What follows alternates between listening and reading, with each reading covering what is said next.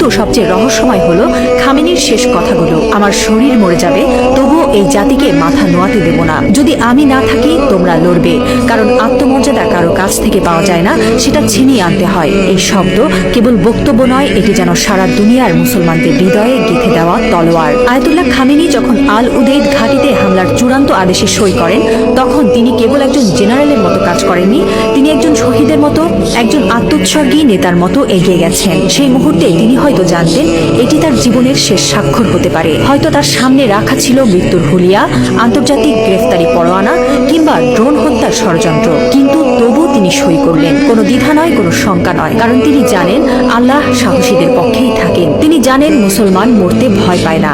যারা আল্লাহর পক্ষে থাকেন তারা জানে মৃত্যু মানেই পরাজয় নয়, বরং আত্মত্যাগী বিজয়ের শুরু। এই একজন মানুষ এখন আর কেবল ইরানের নেতা নন, তিনি হয়ে উঠছেন সারা বিশ্বের মুসলিম উম্মার প্রতীক। একজন বিশ্বাসী, একজন অটল মুজাহিদ, একজন সাহসী পিতার মতো তিনি বলছেন, আমি থাকি বা না থাকি তোমরা লড়বে। হ্যাঁ মুসলিম উম্মাহ, তোমরা মাথা নিচু করো না। লা ইলাহা ইল্লাল্লাহ, আল্লাহ ছাড়া আর কোনো ইলাহ নেই।